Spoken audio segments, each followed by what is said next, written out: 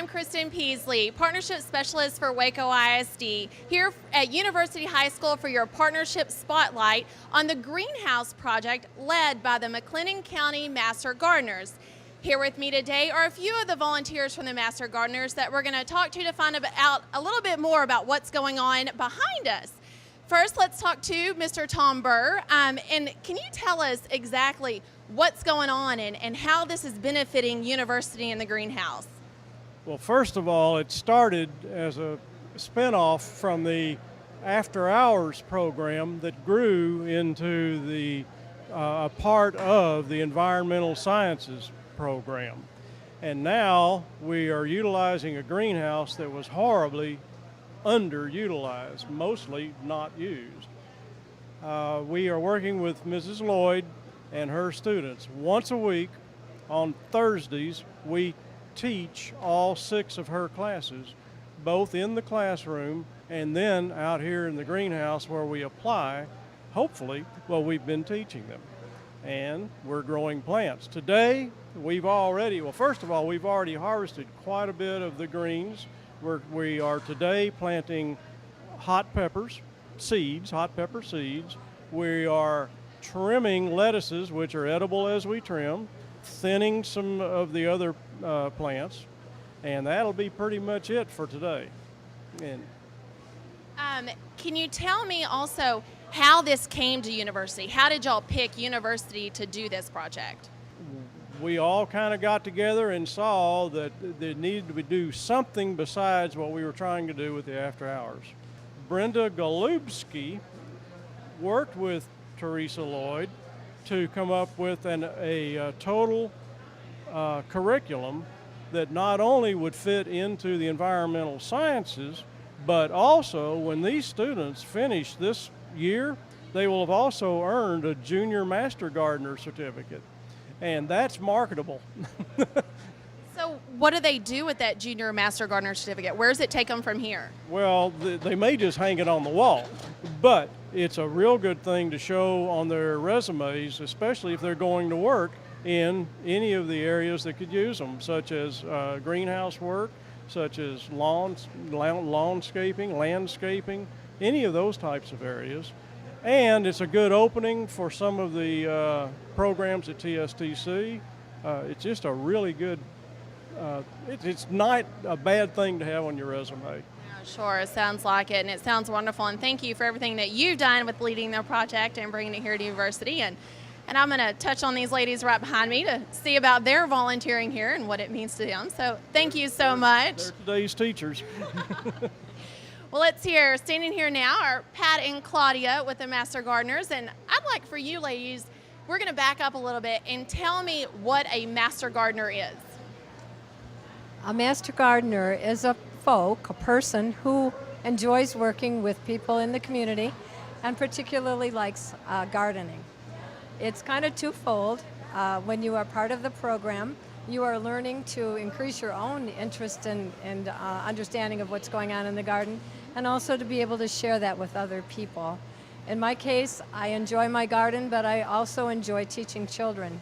So after retiring from Waco ISD, I chose to come back to University and to give some time back to the students. That's so wonderful. And Pat, can you tell me, as a volunteer, what it means to you to teach these students and kind of what do you get out of it? Well, like Claudia, I'm also a former WISD employee. I spent about 20 years here, and in fact, I was with University High for about 4 years with the Baylor PDS program. And so after retiring, I just jumped at the chance of being able to come back over here and work with these students. It helps me get my fill of working with kids that I did so much of my life. And the kids over here are just wonderful. They're so polite and so well behaved. And I think they really are enjoying the opportunity to learn about plants. So we're trying to instill in them a love of gardening, as well as realizing the nutritional benefit that will help them be healthier individuals. Very good, and that kind of leads me to my next question. I was going to ask you, what do you think the students, or your hopes, what are your hopes for the students to get out of this program?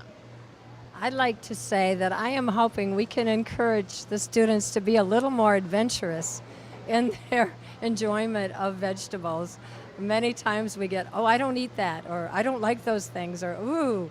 And now we're starting to have children, or students, I should say, they're older, who are anxious to try some of the things we're growing and actually have gone over to the bucket and washed it off so that they could eat it right there in the classroom. Well, that's very neat. I saw them clipping some lettuce leaves, and I heard it was very edible, just right out of it.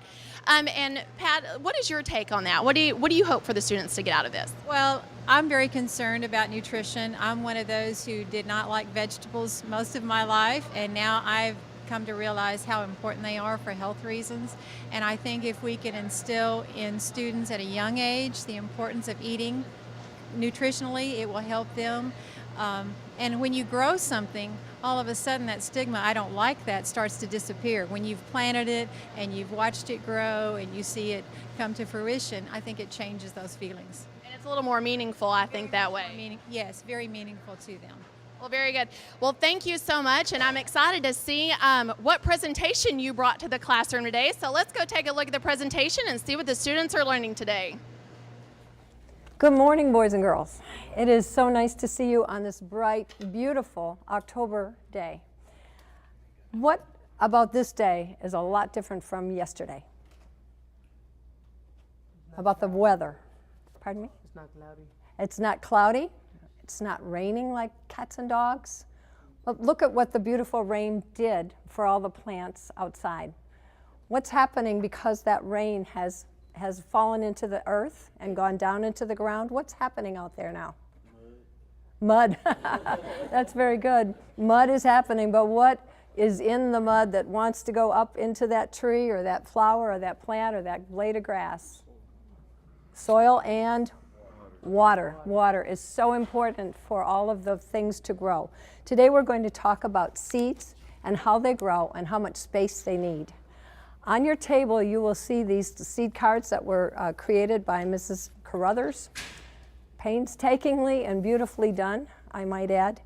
I want you to look on that and see that on the left-hand side you see are listed the vegetables that the seeds grew from. The first one's carrot, broccoli, pepper, cucumber, radishes, spinach, bush beans, corn, and pumpkin. Are you familiar with most of those vegetables, what they look like when they're in the vegetable form? Yes. Okay. The plant spacing. Please look at that column. And who is going to tell me what plant has to be planted very far away from another one of its same variety? Good. Pumpkin. How far apart should a pumpkin be planted? 8 feet. Okay. Which one would be the next demanding of space, the one that would demand a lot of space? Other than pumpkin, another one would be corn. Okay? Because all the other ones are just inches apart where you plant the seeds, whereas the pumpkin and corn are feet apart. Okay, now I want you to close your eyes for a minute. Everybody, close your eyes, both of them. He's trying to keep one open.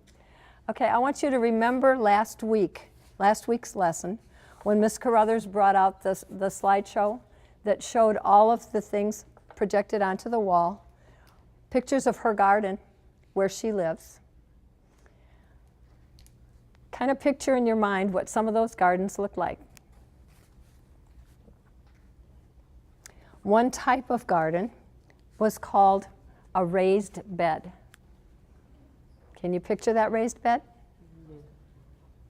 Yeah. Who can tell me why Mrs. Carruthers and her husband went to all the trouble of raising a bed of soil up and sitting it on top of the ground that they already had on their ranch? Why? The soil was not good underneath. It was full of rocks, wasn't it? Yeah. And taking all the rocks out was a lot of work. And then the soil might not be that good. So what did they do? They built a bed right on the ground and filled it with what? Soil. Was it good soil? Did they take a lot of care in putting a lot of nutrients in the soil? Yes. Okay, and then they went out to plant a garden. Well, today we're going to have you plant a garden, and it's going to be sitting right in front of you. Did any of you know what this paper towel was going to be used for when you walked in? This is your square foot of garden. Picture it as this nice brown soil with lots of nutrients in it. We want you to learn today how important it is to space the seeds when you plant them in the garden. Because when we go out and garden in the greenhouse, we have to remember all these rules. So we're learning it here. We're going to take the information out when we plant today. So Mrs. Marlin is going to do your instruction on gardening on your square foot, which is right here. Okay? All right, I have a packet of beets here. Look on your fall planting chart and tell me how many number of seeds per towel or per square foot would we plant the beets? 9. Okay. Would I? This is not really a paper towel. It really stands for a yard of soil, a square foot of soil. Would I take the 9 seeds and put them there in the middle? No, spread them apart. Why would I want to spread them apart? You don't want them to be all together. You don't want them to be all together because They don't have room to grow. they won't have room to grow. They'll be fighting each other for the nutrients. Okay. How will I do it then if we spread them apart? What would be a good way to do that? How should I divide this square foot? Which would be how many? 9. 9. So, just happen to have my square foot of garden, or my paper towel, divided into 9 parts. And then place the seed, the beet seed, in the middle of each one. So they're all equidistant apart. Okay? Then, I took a note card and I put, okay, my name, Mrs. Marlin, the name of my fall vegetable, beets, the number of seeds per square foot was 9, the planting depth, 1/2 inch, and days to harvest, 55 to 70. Where did I get that information? From that planting chart, okay? So in a minute, we're going to pass around some seeds, some packets to every table. You choose a seed packet that you'd like to plant. Then you will look on there and see how many per square foot, and you'll make your paper towel or template. We could call this a template. What's another name for template? Pattern? Okay, could be a pattern. This would be showing us how far to space it apart. One beautiful thing about this is that after we put it on here, you know what we can do with it? We can take it home and put it in the soil and plant it. Yes, the paper towel will disintegrate, and the seeds, you water them, cover them with a little bit of soil, and it will grow.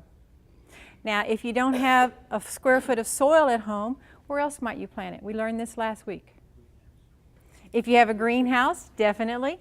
But at home, a container, yeah. What did we learn last week would make a good container? A bucket, yeah. And you put the holes in the bottom for the drainage. Okay. All right, Mr. Burr is going to pass out now the packages. Each table, choose a particular seed that you want to grow. Look on your planting chart and make your template. Then take your card and write the information down that I said, and we'll post that up here on the front for you to see. I'd like to thank the environmental systems teacher here at University High School for joining us. Mrs. Teresa Lloyd, can you tell us a little bit about what you're holding and what has taken place here today? We have seniors in science, and as their 4th year in science, they're in the greenhouse. As the greenhouse has been used, they've grown different vegetables throughout the last 8 weeks. This is a savory salad basket, and in it the students started by growing 3 types of lettuce. They added basil, which you can see in the center, and then last week they transplanted in radishes. This week in the greenhouse they're actually seeding again, and they're growing cayenne peppers, jalapeno peppers for class. The savory salad baskets will be for sale. We sold the lettuce, and what it does is it provides the students a chance to learn about growing and ecosystems through the Master Garden curriculum. When they finish through a whole year of the class, they'll actually be junior Master Gardeners. They'll be certified, and that'll be something they can use on the job and in college applications for their time in the greenhouse. But this is a savory salad basket that they've grown. It'll be for sale in about 2 weeks, because we'll have to move the vegetables that are in the greenhouse to a different variety. So each time they've grown something, we have to continue to sell it or move it along. We've given some to the farmers market. We've given some to MHMR.